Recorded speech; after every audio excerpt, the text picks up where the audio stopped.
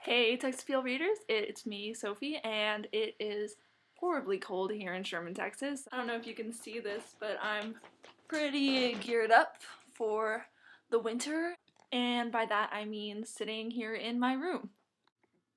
So anyway, I decided to stay in tonight and watch NBC's new comedy block, and I thought it was going to be maybe 3 or 4 shows that I really wanted to watch.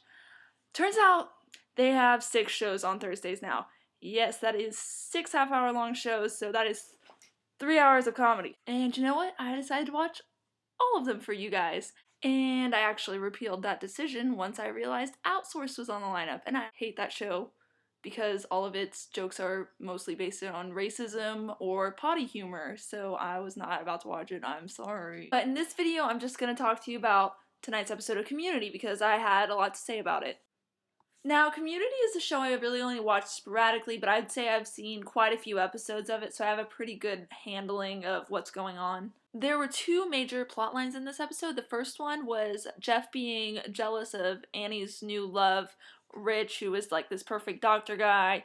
It was alright, kind of boring. My main problem with that, however, is Jeff, they don't seem to know where to put him. They kind of push him between Britta and Annie and back and forth. I feel like, I don't know, I don't watch it all the time, but I've seemed to witness it in the few episodes I have watched.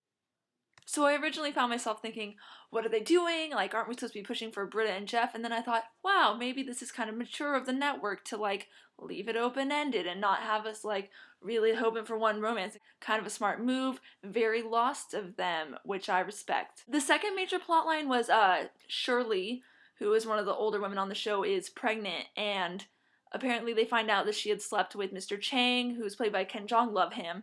Anyway, maybe it's his baby, but also she's getting back together with her ex-husband. But I was super psyched because her ex-husband was played by a special guest star, which was Malcolm Jamal Warner. I am a major fan of The Cosby Show, so it was great. They had him in a Cosby shredder. It was kind of a cheap joke, but I enjoyed it, love him, and he didn't come off as Theo Huxtable, which was surprising and nice. But consistently, there are really 2 things about this show that I constantly find entertaining.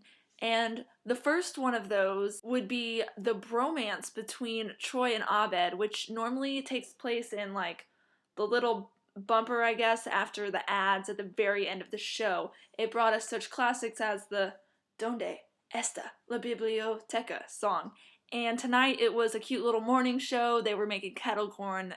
It's always cute. I don't know. I love those 2. They're great. And secondly, as a lifelong fan of theme songs, the Community theme song is really one of the modern ones that is up there for me, and it's a little bit like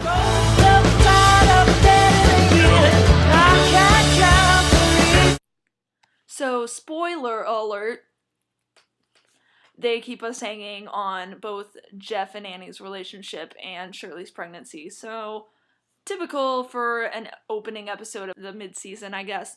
But I'd say if you have time, definitely check out Community. It's worth watching. Not the best comedy on television, but definitely one of the better ones. So, thanks for watching, and be sure to check for future updates at text-appeal.blogspot.com.